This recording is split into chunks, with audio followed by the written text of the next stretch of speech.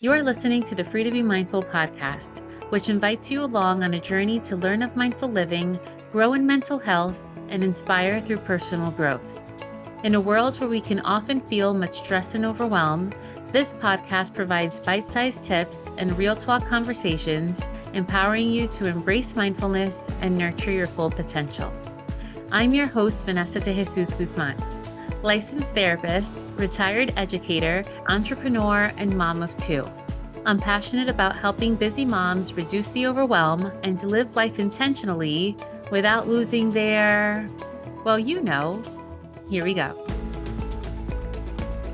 Hi, and welcome back to the Consult a Counselor series. In this series, I answer parenting-related questions so that you can reduce the overwhelm, find joy, and live life intentionally. Today's question is, my middle schooler wants to join so many clubs this year. Any tips? Yes, I do have a lot of tips. And first and foremost, I have to say, congratulations that your child even wants to do this. Sometimes it's easier to work in this direction when they want to do many things than to try to convince the kid to join anything at all. We're going to see that question next week, actually. So I will share that I was the kid who did want to join all of the things my middle school years and in high school. And it wasn't so much based on interest, but it was more based that it was my socializing time because my parents were so strict when I was growing up. So that's the time where I got to hang out by like going to chorus. But nevertheless, joining a variety of clubs and activities did help to mold me into a well rounded and versatile person. So it does have its advantages. And it not only assisted in knowing how to interact with a variety of people from different walks of life, but it also helps with obtaining leadership abilities and with college applications. So it's not all a bad thing. It really is great that your child is eager to get involved in clubs. This enthusiasm can also lead to a richer school experience and help them develop new skills and friendships. But there is such a thing as being too involved. So here are some tips for you. The first is to prioritize their interests. Actually sit down with your kid and discuss what they're most passionate about and why is it that they have this passion, and help them prioritize their interests to avoid this potential overcommitment. Now, when kids are younger, I do believe in exposing them to many, many things so that they can see what it's like, right? So they can have those experiences. But then when they get older, the hope is that they prioritize what they want to take more seriously and then what they want to just do for fun on their own time. What I mean by this is if your child is super passionate about softball, let's say, and maybe that's their main sport, and they also enjoy playing basketball, but that isn't their main sport, then maybe they just do that after school with friends and not play for rec or for yet another travel team. So it's important to focus on what truly excites them rather than just signing up for everything. The second tip is to consider time commitments. In a middle schooler's mind, they truly believe that they can do all the things, right? Like they're invincible superheroes after all in their own minds. But you, as your pseudo Uber driver, you know that all the things just aren't possible, especially when you have to go from here to there and everywhere and do a lot of things in between. But instead of telling your child that their additional desire just doesn't fit into the calendar, actually sit down with them. It's beneficial to have a family calendar, like, yes, the actual paper, so that everyone can see at home. I personally have the actual big family calendar along with a Google electronic calendar that then I can access from anytime wherever my phone is.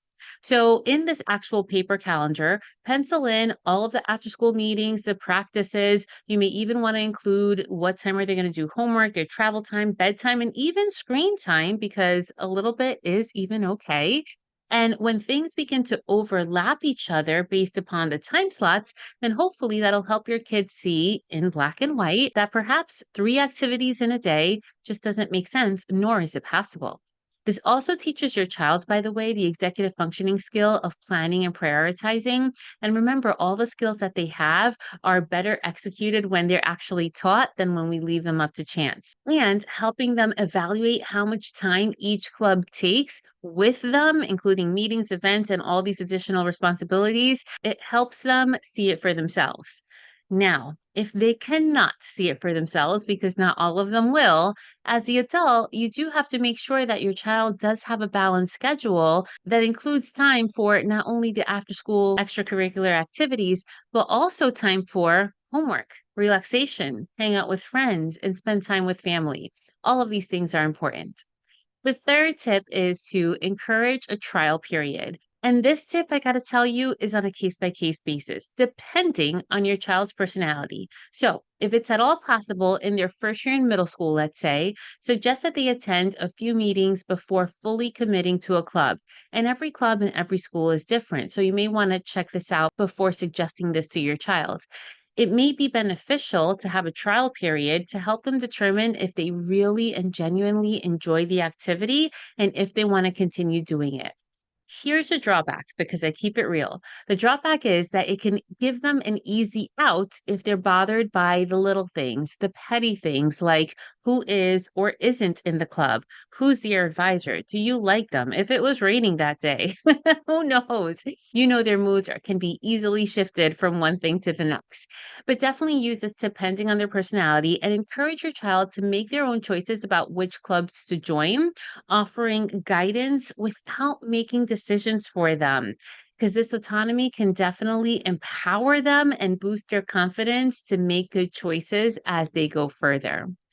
The fourth tip is if your child is an overachiever in nature, and I say that because perhaps this is why they want to join all of the clubs, you definitely want to monitor their stress levels. Keep an eye out for their levels of stress, their overall well being. And if they start feeling overwhelmed, then it may be time to reassess their extracurricular commitments. And when you do this, it helps just to bring up the conversation, but let your child come to these conclusions on their own, as that is better than telling them what they can and can't do, because then they're going to pump the brakes and do the opposite of what you're suggesting if you know your child well. And then the last tip is to check in regularly. You want to have honest, open discussions and really hear what your child has to say, their belief systems, their experiences. Have regular check ins to discuss how they're enjoying their activities and manage any challenges that they might be facing. This ongoing dialogue can help them feel supported and allow them to make adjustments as needed. Do you really know how to calm down when stress hits? Or maybe you're looking for ways to help your kids relax, but you're not sure where to start.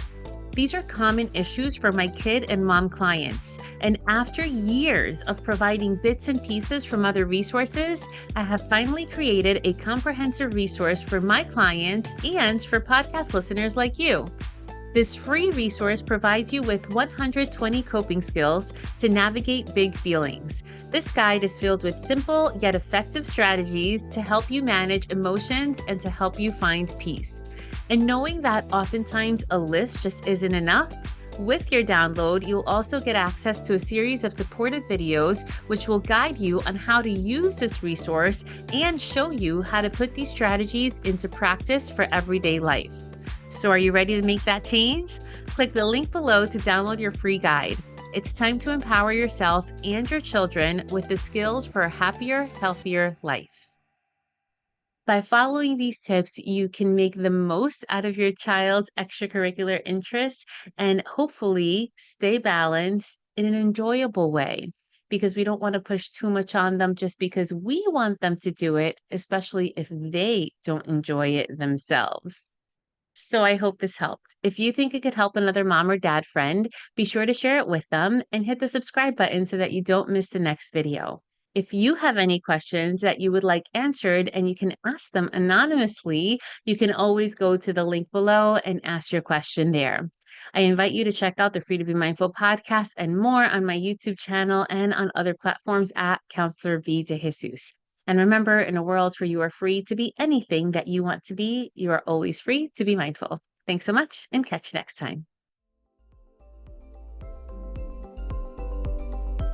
I hope you enjoyed this week's show. It would mean a ton if you took this moment to review the Free to Be Mindful podcast on the platform you catch your favorite shows. That quick and easy act lets me know what you enjoy, and it helps others find the podcast too. And of course, don't forget to subscribe so you can listen along next week. In the meantime, I welcome you to catch me on social media at Counselor V De Jesus. And as always, remember, in a world where you are free to be anything that you want to be, you are always free to be mindful. Catch you next week.